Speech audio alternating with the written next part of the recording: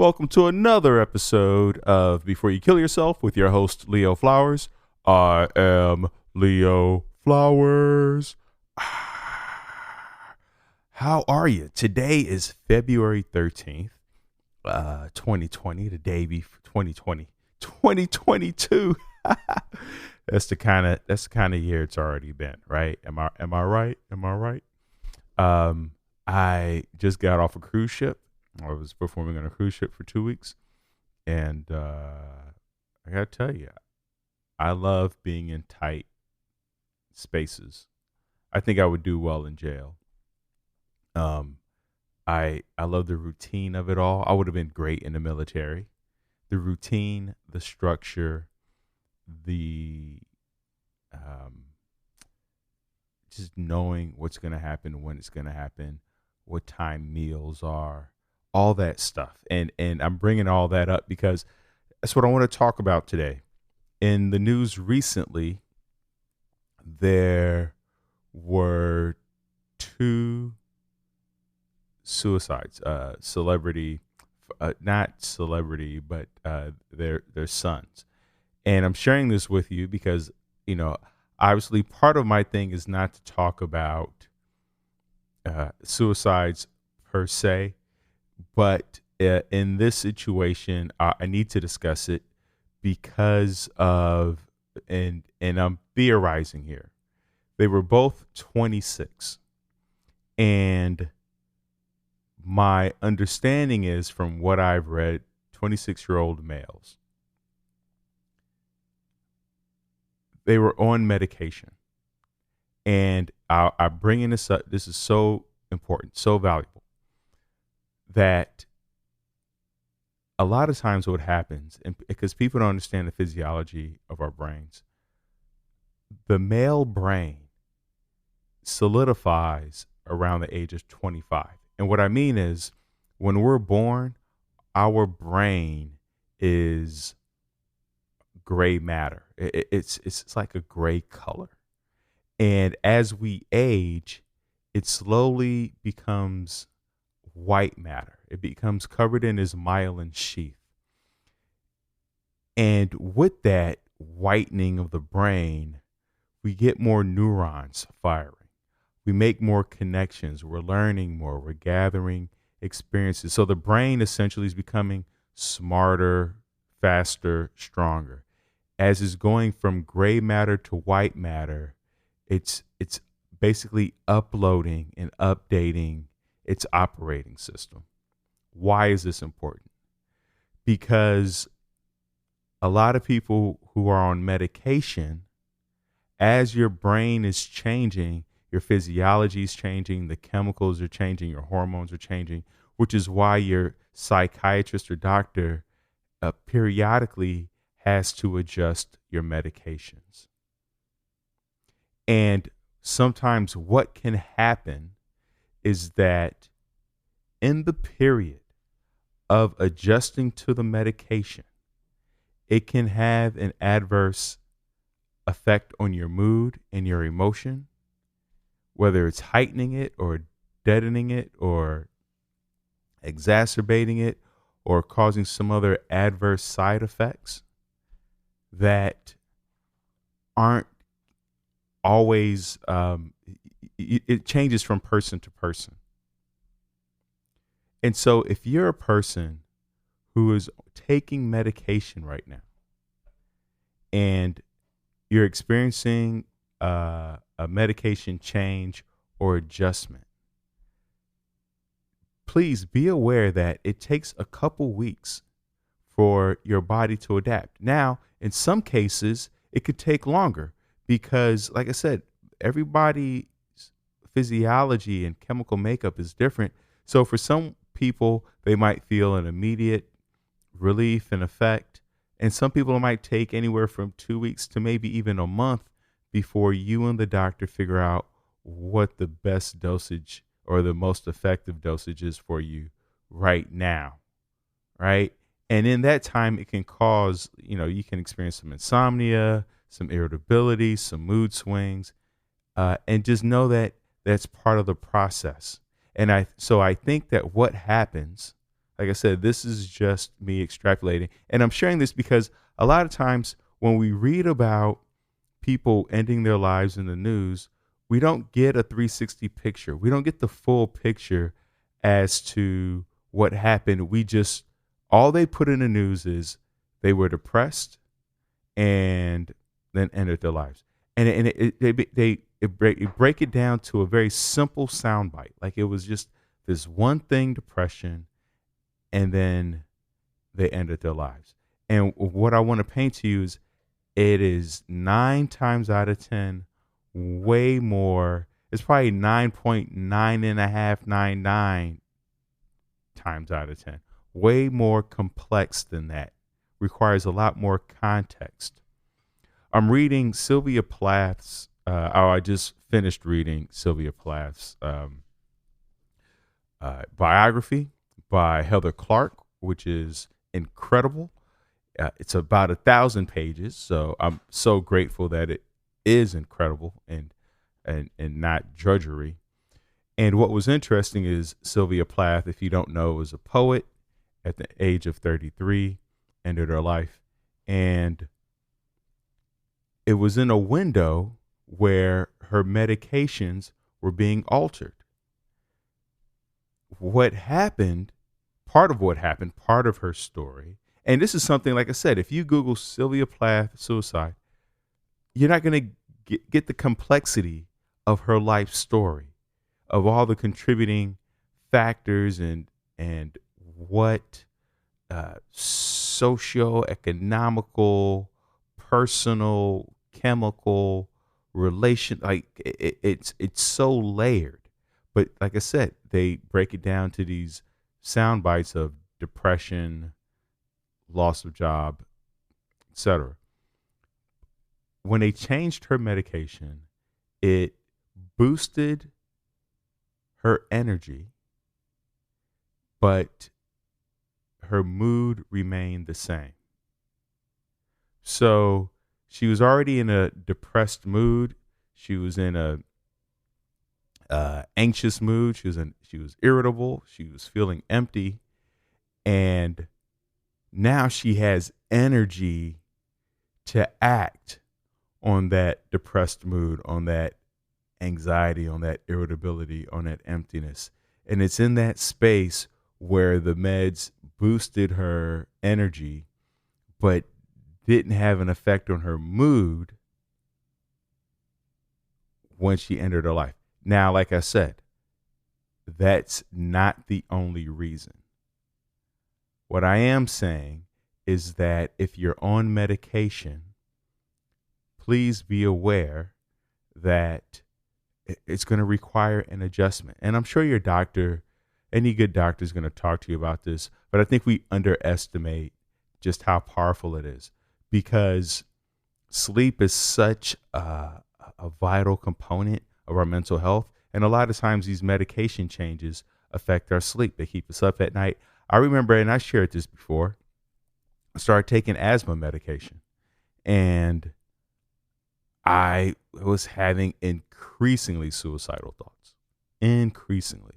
And I was crying all the time, and I was just breaking down in public. Like it was, and I forgot that my doctor said side effects may include suicidal ideations. And I mean, I had I was like, whoa, this is way. And then I stopped taking it, and immediately it dissipated to my normal level of suicidal ideation. So I was like, oh, I'm comfortable with these ideations. But what I was going through before that was way, I was like, that is not normal for Leo Flowers. That's too close. That is way too close to the edge. And so if you are going through a medication change, couple things to be aware of. One is have someone that you can call every day. Call them every day. Or, whether it's you call them or it's a Zoom or it's a text, but somebody that you can check in with every day. If you have a therapist, just ask your therapist, can I just send you just a check-in of my mood, of my sleep, of my eating, or whatever, just a sentence or two, or just a word or two, something, but someone that you can check in with every day. Um, Two is reduce your workload. When you're going through these medication changes, definitely don't add more things onto your plate. Try to keep things as much as the same as possible. This is where you really want to hone in on routine and structure. This is not the time to do anything crazy. You don't want to know major life changes. I realize that using the word crazy was not the best use of language, but focus on routine and structure. Getting up at the same time, going to bed at the same time. And here's the thing: even if you can't sleep, if you find yourself in bed and you can't sleep, just attempt it. Just like you're teaching your body what you want it to do. It's kind of like when you're training a dog. You're showing you bring the dog to where you want them to poo and pee every time, and then over time they'll start pooing and peeing there. So just go to bed at the same time, and over time you'll start falling asleep there. So it's about practicing your routine, right? Just like how uh, uh, football players and gymnasts and performers, they practice their routine. Practice your sleep routine. Practice your morning routine. Practice, practice, practice. Structure is so important at this point. Exercise, whether that means going outside for a walk, a swim, a gardening, cleaning up the house, cooking, baking, activity. Be engaged. Have things to do to distract your mind from the obsessive thoughts and maybe feelings and emotions that might come up during this time. Make sure you have activities and things, whether it's going to a museum or checking out coffee shops. Just have a to-do list. Have goals set for yourself for a day. And like I said, being aware that this is just a strategy you're incorporating while your meds are being tweaked. So your mind doesn't get too far away from you, and you have something to tether yourself to, right? Set boundaries. Say no to things during this time. Like I said, we don't want to add more things to your plate, and then make sure. Key is, and I know this is hard, is you want to limit your alcohol, your sugar, and your caffeine, because all those things can have an effect on the medications that we're taking, especially if you're talking about CBD and ayahuasca. Don't bring anything new in. Keep everything the same, or minimize like I said, the alcohol, sugar, and caffeine. But get on a routine, and also let someone else know. Let 2 or 3 other people know what you're going through. Let them know, listen, they're changing my meds. I'm going to be experiencing, because a lot of times we don't reach out for help because we don't want to be a burden, right? But if we say to someone, hey, the next 2 to 3 weeks, my meds are going to change, and I'm anticipating a mood change and mood swings and irritability and being up late. Can I reach out to you? And how can I reach out to you? Is it okay if I call you? Can I text you? Can I email you? What's the best form of communication with you because if you're up at 2 a.m., it's almost unreasonable to expect somebody to pick up the phone at 2 a.m. because typically they're working at 8 a.m. or keeping regular business hours. But if you find a friend who's up at 2 a.m., that's even greater. But for the most part, because what we don't want to do is be up at 2 a.m. and then scrolling on social media, because that's going to make us feel worse.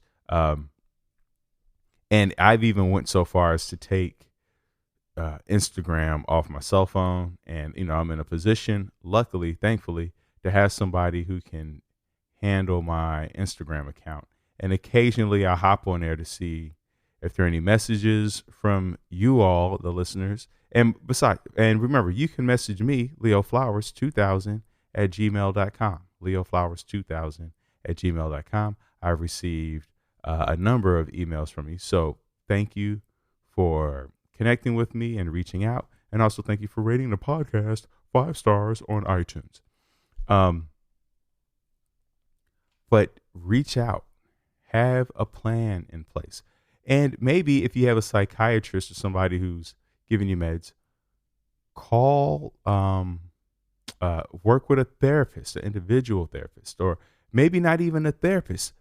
Just have a friend or somebody else that you can reach out to on a daily basis. Jordan Peterson, I listened to a podcast of his, and someone asked him in the meeting, he was giving a talk, and someone said, why shouldn't I end my life? That was the question they posed to Dr. Jordan Peterson. If you know who Dr. Jordan Peterson is, just Google Dr. Jordan Peterson and you will find a wealth of videos. He's like our modern day Alan Watts. If you don't know who Alan Watts, So check out Dr. Jordan Peterson. He has a podcast. He has books.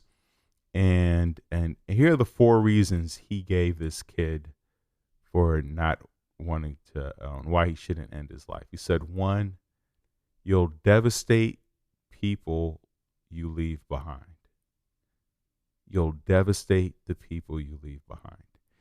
And I know when we're in a depressive place, when we're in that dark hole, we feel like nobody's going to care. They're going to be, we imagine them being happy that we're gone, or we imagine them being upset and like, oh my God, I didn't know. I'm so sorry. I pushed them too far. Or we imagine that they'll be better off without us. And a lot of times really what happens is the people we leave behind end up blaming themselves. Even the people that we love and care about. Even the people that we're not even aware of. The cashier, the mail, the mail delivery person, these peripheral people in our lives, the bus driver. There's so many people in our lives that feel connected to us and we're not even aware of it, who will say to themselves, I should have talked to them a little longer, or I should have reached out and called, or I should have invited them over for coffee or tea or a drink. A lot of people end up blaming themselves, people that we love and care about, and who love and care about us. So we will devastate the people that we love. And we also will devastate people that we're not even aware of who care about us. Number 2, we owe it to ourselves to explore all alternatives. We owe it to ourselves to explore all alternatives. There's so many alternatives out there. There's so many resources and people who are willing to help. And I know a lot of us are in different parts of the world, from Vietnam to India to Canada to Wyoming and Texas, Argentina. We're in so many places in the world. And so what we have access to, it varies from place to place. But there are options, from pharmaceutical to social to, physical, in terms of movement and exercise. I've had a number of people on the podcast who have found a new way through movement, through exercise, through, in the previous podcast, I talked about Mully, which is a documentary on Amazon Prime. And, this multimillionaire gave up everything so he can be of service to other people because he was unfulfilled with his millions. And he found a new way. And so what I'm saying that to say that sometimes the alternatives, the resources, the solutions aren't things that you could read about in a book, that you're gonna get in a YouTube or on a podcast. Sometimes there's something, there's a voice inside of us. If we sit with ourselves and we surrender and we kneel and we say, how can I be of service? Please teach me what my calling is and what my purpose is. And then if we can listen to that and trust it and follow it, that could be our salvation. That could be our way through. The third thing Dr. Jordan Peterson mentions is don't underestimate your value in the world. We all have an immense amount of value, and it just depends on where in the world we are. You know, the US dollar, think about the US dollar. $10 in America, the value of that changes. $10 in California versus $10 in Virginia versus 10 US dollars in France, versus $10 in Japan. Like the value, our value changes. But no matter where in the world I take that $10, it has value. It has value. And so if you're feeling like you're not of value, it's what environment can you place yourself into where you can increase your value? Ice coconuts in Jamaica, because there's so many coconuts, don't have the same value as they do here in California. When I was on a cruise ship, I was like, everywhere I go, I'm going to get myself a coconut because it's so hard to get coconuts here in where I'm located. So when I'm on a cruise ship, when we stop at these different ports, we were in Costa Maya, Cozumel, and we even went to Belize, which is where my mom is from. I was like, I got to get a coconut. And I was willing to pay $5, $10, whatever it was for a coconut.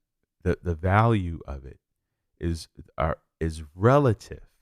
It's not fixed. Nothing is fixed. Everything ebbs and flows. And I just read a book on physics, and I do a podcast on that because it's fascinating how the universe operates in its relationship to us and our mental health. But don't underestimate your value in the world. Even if it's to one person or if you have a pet, the value to you're the one keeping your pet alive. You're the one that I have my sister. She lives I have 3 sisters. I have 2 in Texas, and there are certain things that I do throughout my day, throughout my life, where I think about them, like how proud they would be of what I'm doing, or maybe how upset they would be over what I'm doing. But I think about them at different times, or sometimes I just think about how proud I am of them. And I don't always call them to tell them that. I don't always go, you know what? I was just thinking about how much I love our relationship and our friendship. And I'm also just really proud of what you've done. And I'm encouraged by your strength to get past some of the challenges you've gotten through. There are all these dialogues that we have with people that in our minds that we don't really have in person. So if there's somebody in your brain that you really appreciate, whether it's a elementary school teacher, high school teacher, write them a letter. If you in a place where you're not feeling valued, value someone else. Write them a letter. Send them a voice memo. Post on their, Facebook message. Send them a care package. Michelle has gotten me I think I got the bug of sending care packages to people. We have some friends who are having babies, and I'm just throwing things in a box. I bought a bunch of chocolate and cocoa um, from this last cruise ship trip. From chocolate body scrubs to cacao nibs. Michelle loves chocolate, anything chocolate, um, and some vanilla extract. And then these are just things we're going to throw into a care package for different people. Value other people. You don't know what to do for yourself. Ask how you can be of service to someone else, and that's how you increase your value. That's what Amazon is. It's it's servicing other people. It's thinking about what do people need. People need what they need right now, and that's why Jeff is a billionaire, or part of why he's a billionaire. There's some other reasons, but this ain't that kind of podcast. And the fourth reason Dr. Jordan Peterson gave of why we should uh, keep going, keep swimming, keep hiking, putting one foot in front of the other is don't be so sure your life is yours to take. You know, I I would love to think that I am in complete ownership of my life. And for some people that works, that type of mindset. But for some of us, we work better when we believe we're in service of a higher power. Whatever that higher power is. I'm not talking about God. When I'm not getting religious here. I'm not TD Jakes. I'm not Joel Osteen. I'm talking about a higher power. For some people, their higher power is their family, their kids.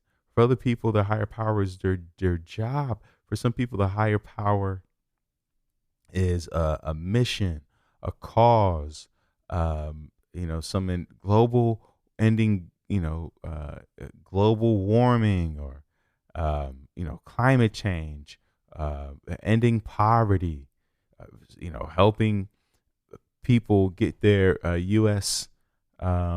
Citizen status, whatever. Whatever your higher power could be, working with your hands, artistry, writing. Writing could, for Sylvia Plath, it was writing, it was poetry.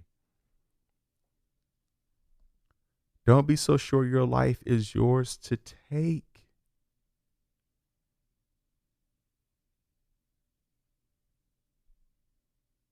What's your higher power? And that can change from time to time. A lot of it's why some people are lifetime military folks. Their higher power is the military. For some people, it is God, whatever their definition of God is. For some people, it's food. I love food. I had a very good breakfast this morning. But, for me, my higher power is being of service. Like when I read about these two kids and their age and how close they were,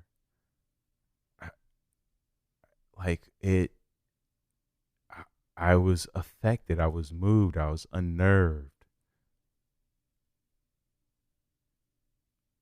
I was saddened.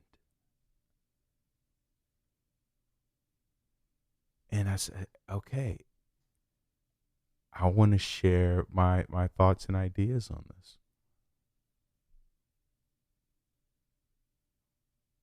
Being of service, it's my higher power.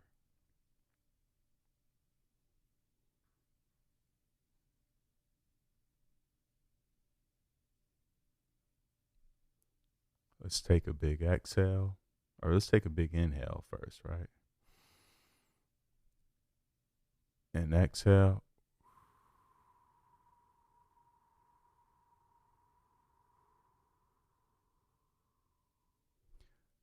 So, the big takeaway from this episode is be aware of how changes and transitions can affect us.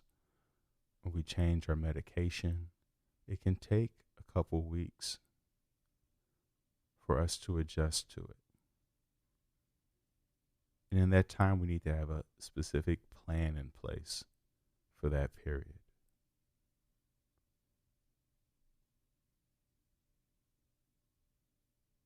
Job changes, relational changes, all those things can, even when I get off the cruise ship and I come back, I have to reacclimate myself to being back on land after being on a cruise ship for 2 weeks. I have to ground myself. I hope that you find a way to ground yourself today, finding your feet on some sand, dirt, grass, the beach. Hope you're able to sit with yourself and just if meditation feels like a strong word, just sit with yourself for a couple minutes. It doesn't You don't have to sit with yourself for hours or days. Just a minute or two, even 60 seconds of sitting with yourself is powerful. Thank you for tuning in to another episode of Before You Kill Yourself with your host, Leo Flowers. You can always go to thrivewithleo.com for one-on-one coaching with yours truly. Let's get to tomorrow together. And also remember that in all the show notes, there are suicide hotline links. No matter where you are in the world, we have international phone numbers. We have numbers for LGBTQ, the Trevor Project. And then there are also resources linked if you need to have resources paid for. Maybe you are in a financial bind. There are places that can help you find financial resources globally. This is not just in America, but globally.